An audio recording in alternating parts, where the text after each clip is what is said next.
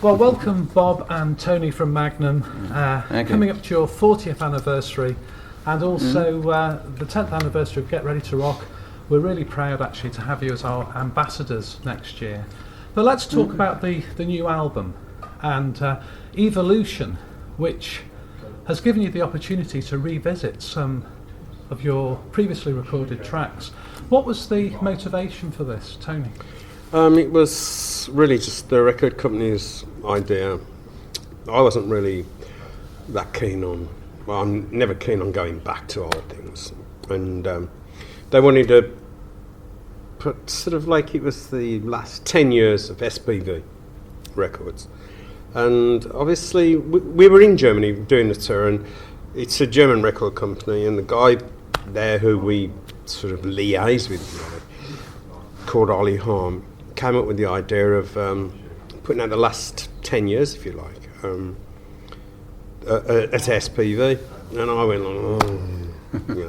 I want to get on and do a new album, all that.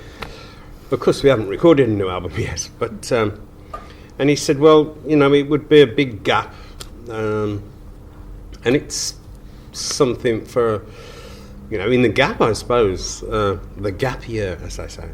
And I thought about it, and I didn't want them just to put the tracks as they were, just a collection of tracks and then just bung it out. So I said, well, I'd be very interested in looking at and picking the tracks, which both Bob and myself did in the studio, and redo things that I think need doing. Guitar bits, guitar solos, guitar chords, power chords, all that sort of business. Vocals, drums on quite a lot of tracks as well. So it was really quite, me and Bob just sat in the studio and listened to all the tracks. And I was going, what about this one? And then we go, oh no, I don't like the middle eight. And then, what about this one? Oh, I don't like the verse, all that sort of thing. So we sat there for a couple of days and listened to all these tracks. And we came up with these tracks, and the ones we also thought we could improve by not re-recording all of it. But I think particularly I like that Holy Touch has come out great, because on the original record that was just Bob and me, and no drummer and nothing. It's just samples and things, and I played it and all that. Yeah. So it's just I knew that it could be improved. So of course I've got Harry to do all the drums on about 6 tracks, I think, wasn't it? Yeah. We had to bring everything up to Visitation standards, basically. Yeah, that was the idea. That was the idea. Yeah, a rock album sounding like Visitation, but a compilation in itself. Yeah. For the last 10 years on SPV. That's the story, basically. Now, has it given you any ideas? I know you have revisited acoustically some of your earlier stuff. You did that some time ago. Yeah, yes. you did. What about some of the, in an electric sort of setting with the current band? Has it made you think, well, perhaps we could do this with other albums, or is it just like a one-off project? Yeah, I think so. Yeah, we don't want to keep going back. It's a cheat to me, going back and just re-releasing stuff. I mean, there are lots of people that have the rights to put Magnum stuff out through the years. We don't own probably any of the stuff except the SPV. SPV, but that's it. Yeah. And so every other week there's a Magnum album coming out, and with Kingdom of Madness on and Jerusalem and blah blah blah blah blah. Same old stuff. Yeah. We didn't want that. And we hate that. Yeah, it's cheating all the people that come to see us and buy our records. So I thought this was a good way of going. Yeah, we'll we'll improve these things because it was there to be improved. And on every track, I think, other than the 2 Visitation ones, it's a really good improvement. And I was really pleased with the final thing, so it ended up being a good project to do. Yes. Now, in doing this project then, I mean, with so many albums and songs to your credit, you must have the idea, sort of after making the album, it's an intense process. I'm going back now to right from day one, really, with Kingdom of Madness. Are there any particular albums that you feel could have been improved? I mean, you're limited obviously by the technology of the day, aren't you, for one thing? But is there any one or maybe a couple of albums where you think, well, actually, there was something... Everything can be improved. I mean, other than what you did yesterday, because you're still in that sort of frame of mind. When you're talking about, we've been making records for 30-something years. Yeah, probably, 35 years. So you go back there, you know, and you listen to it and you go, oh my God. I mean, on a Storyteller's Night, it sounds like a demo to me. But I know we could do if we went back and redid it, I know it would be far superior to... But people like it as it is. They love the album as it is, the songs do it, and, you know, so... No, I wouldn't want to go back and redo all that, you know what I mean? No, you don't. It does seem to be a trend, though, amongst bands these days, to revisit old... I mean, I'll give you an example of Foreigner. They made a whole CD recently of the current band lineup playing those classic songs, but you have to ask, well, why? You know, because they are as they are, aren't they? They're classics. I think it's best to leave things as they were and move on from there. Yeah. Not keep going back and you know. No, move forward. The time goes, I think. You have not enough time in our lives to do that. We want to make new music and not looking over your shoulder all the time. I don't get that attitude. So many of the arrangements on the Evolution album, where you've gone back and revisited some of those previous studio tracks, have they come out of the live performance, really, perhaps? Where No. Is this purely you've gone into the studio and thought, well, how can we make these different? Mainly it was sound. I replaced the guitars. I think I did it on all of them except the Visitation, because I've got a better sounding guitar now. I mean, it's crazy as it sounds, but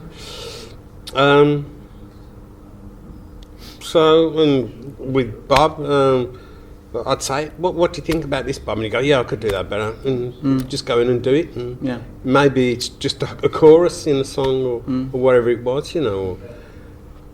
It's a bit of, I suppose it's a luxury to be able to do it, although it's something you don't want to do all the time, for sure.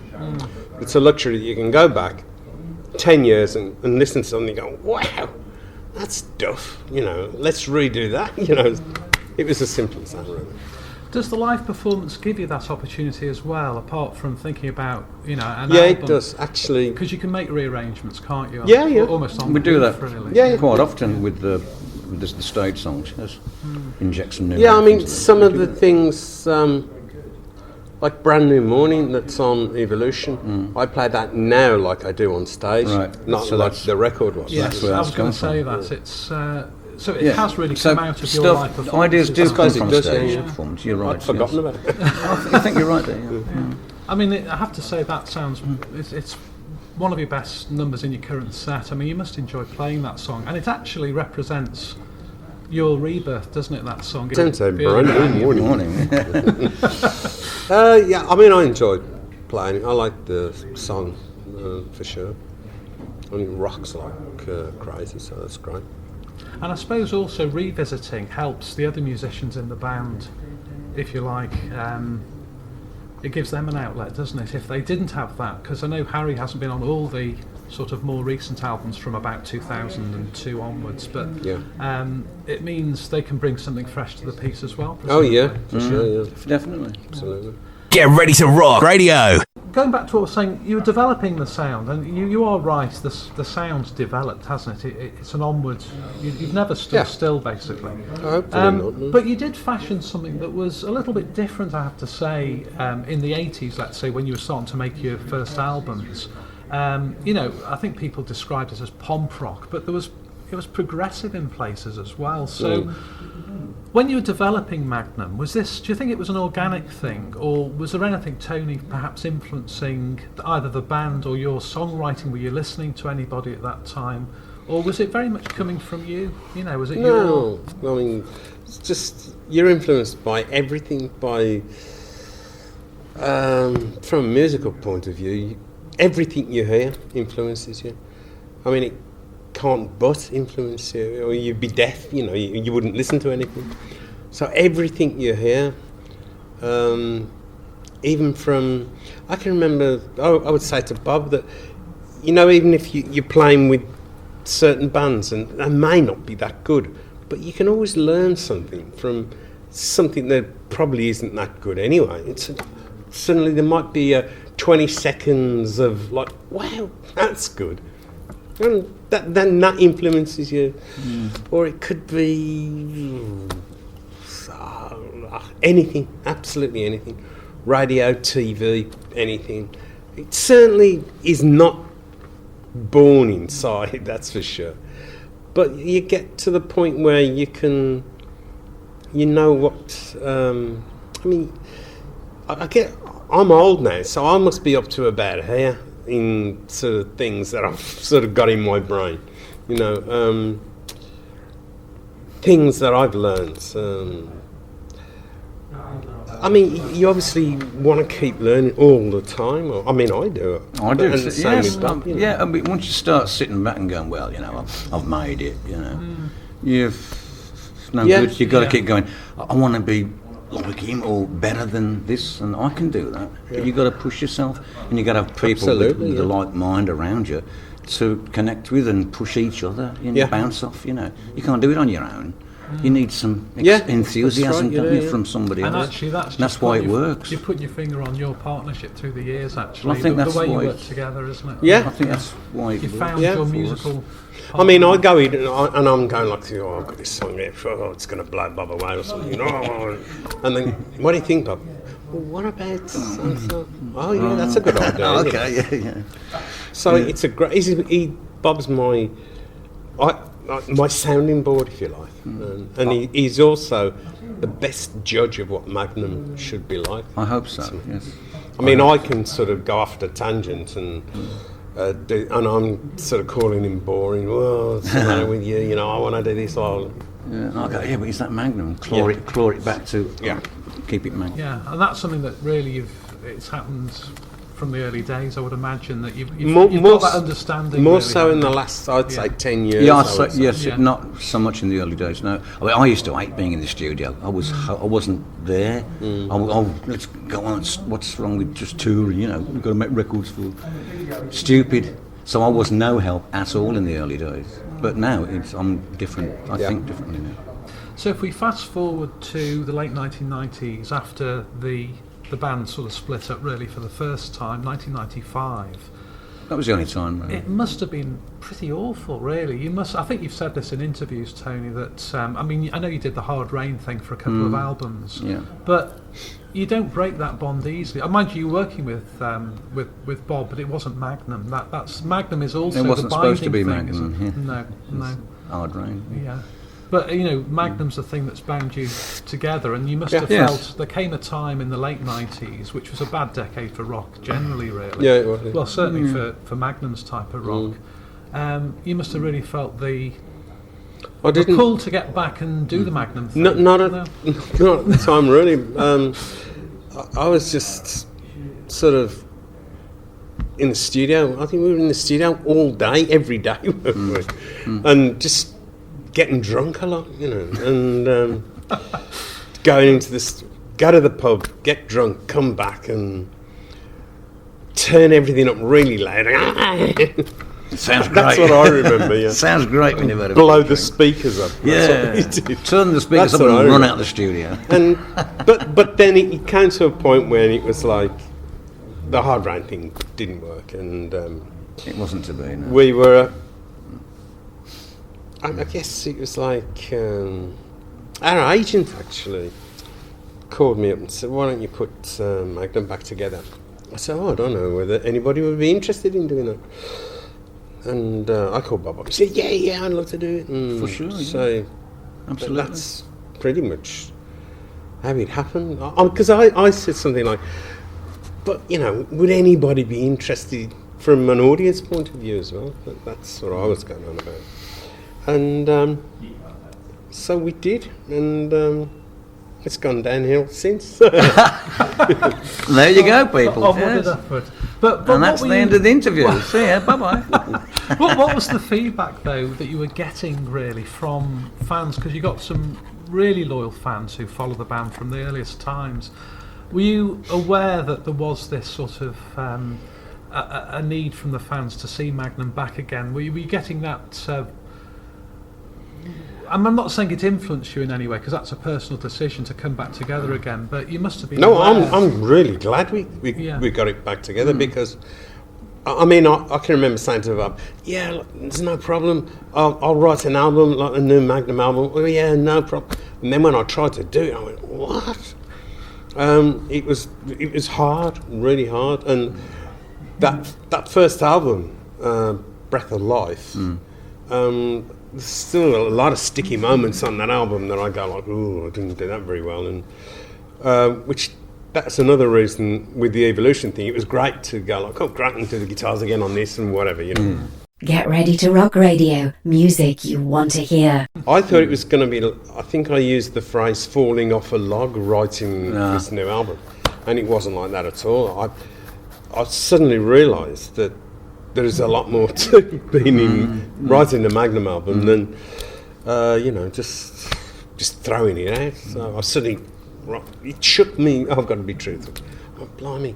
I mean, we hadn't done it for 7 years. Yeah, but how do we be Magnum? What are we supposed to sound like? Yeah, it was like, how do you do it? And, yeah, it's like that, you know. I mean, there's some really good songs on the first album, of course there are. But we started to sound more like Magnum on the second Brand New Morning album. Yeah. And that's when we started to click into gear. Yeah. And we were, oh, okay, here we go, we got it now. And then Princess Alice took off, and Yes. here we are. Yeah, you were most. But it was a bit of a get it going again. It's it's an enormous thing to get moving again. Yeah. In the right direction.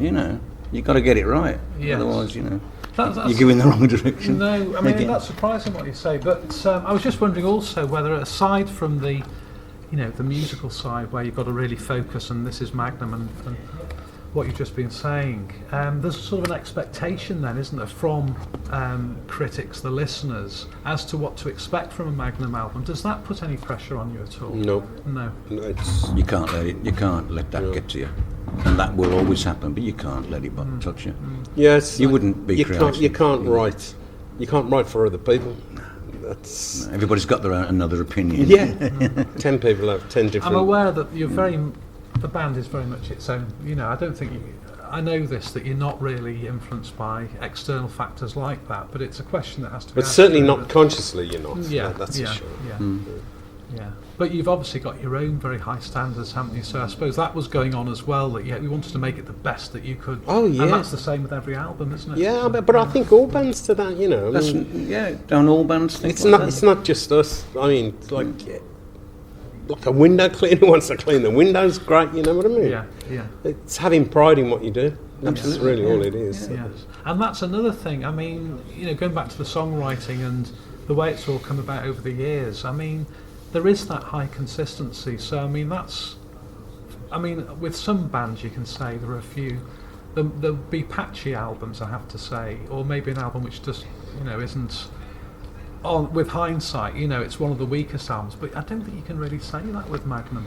That's a personal Well, view. that's great. I mean, if you think that's great. But I'm sure there's people out there that go, we think they're all crap. So, I mean, I'm sure that's... Well, but you've got to see something in the way the band develops, and there's a sort of a Magnum thing, and it was one of the questions I was going to ask you, because I think it does instill a sense of... worship's not the right word really, but you've got a really very loyal fan base. Yeah, we have. Yes, we have, and thank I have to God say, for that. possibly quite obsessive about your music, and they've every right to be, because they can enjoy the music, they can collect. There's so many, the picture discs. You were right in the middle of that era, when of course picture discs, some great packaging from the record label, and people like that. And you've always had great artwork. We shouldn't forget that. Rodney Matthews. Yeah. Al Barrow, more recently. Yeah. So it's really creative stuff here.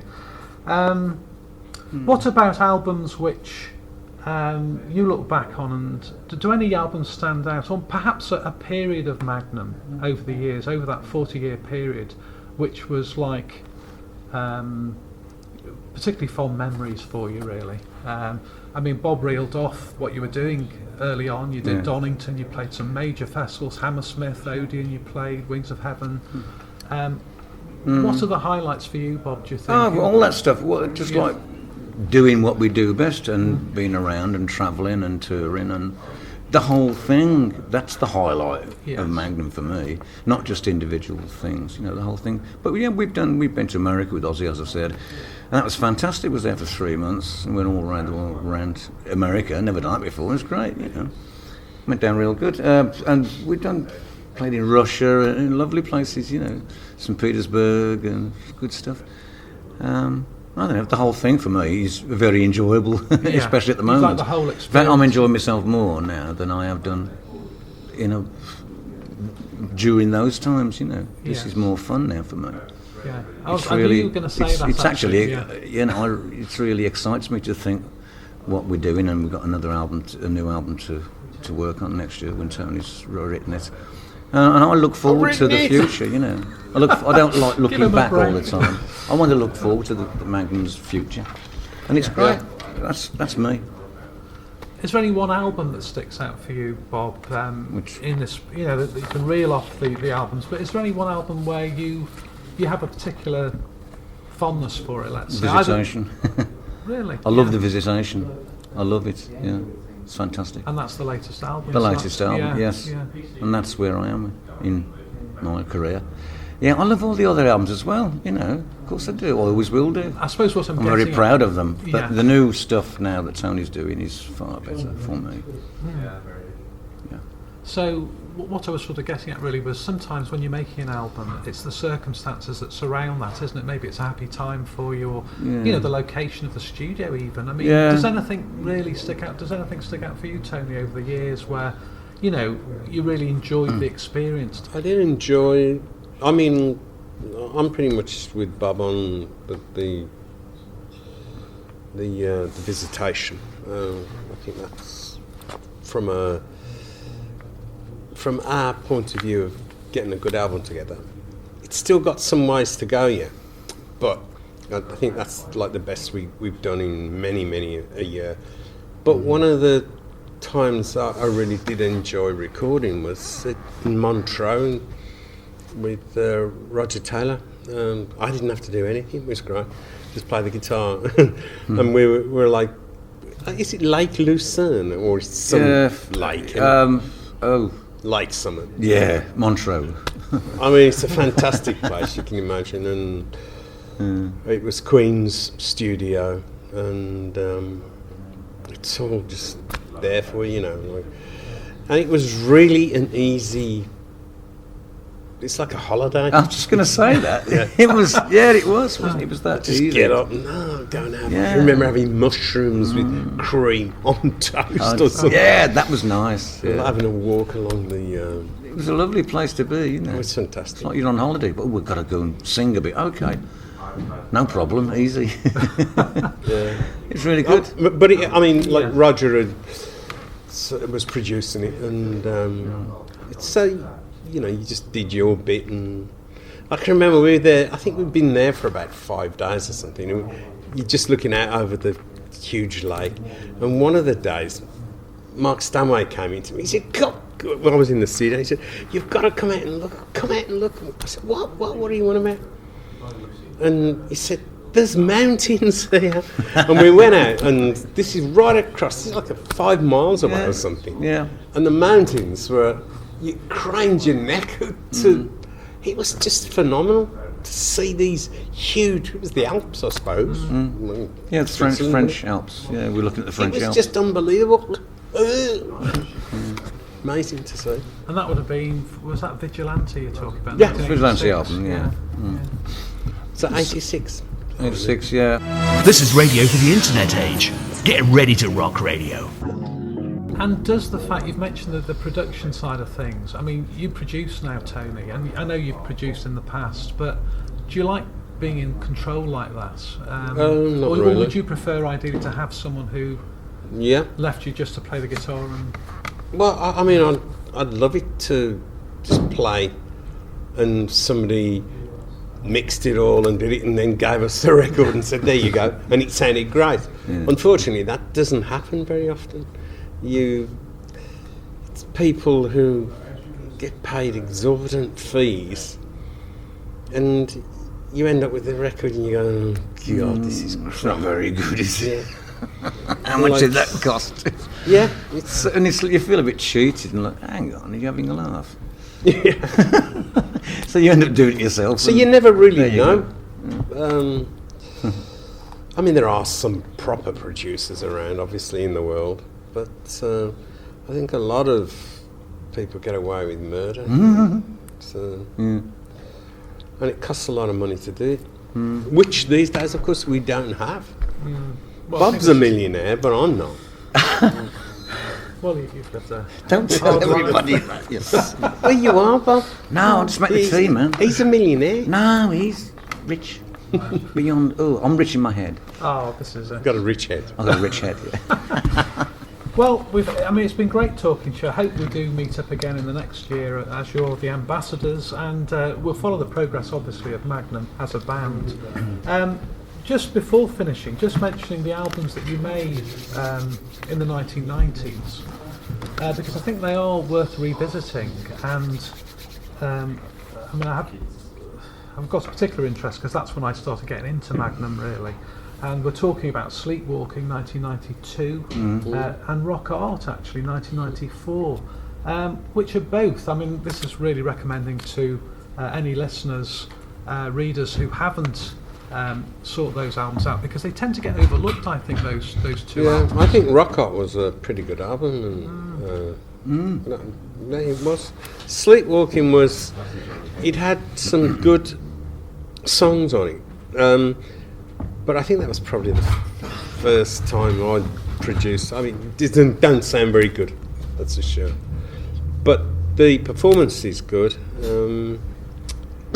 Sleepwalking. And Yeah, there's a couple of good songs. a lot of people say, what a great album. Yeah, there's Very a much lot of so. fans say, that's my favourite album, Sleepwalking. Oh, that's good. So everybody's got a different favourite, you know. But it's like, you know. One to revisit, Tony. Oh, no. Couldn't. No. But I mean, I think it's worth mentioning those, because if they do get overlooked, they shouldn't be. Great albums, great albums. I mean, do you ever include any of those songs in your set list now? Is that a way of Not at the working- moment, no. No. Nobody's got No. a copy of it. Kind of past that one. Thanks very much indeed for talking to All us, right. and Okay. good luck with. We're talking now rehearsal time, just a couple of days before some dates in the UK. Yeah. Yeah. Promoting the album, obviously. But all the very best for the coming 12 months, and we'll be following your progress very closely. Thank Cheers, you. mate. Cheers. Thanks, Dave.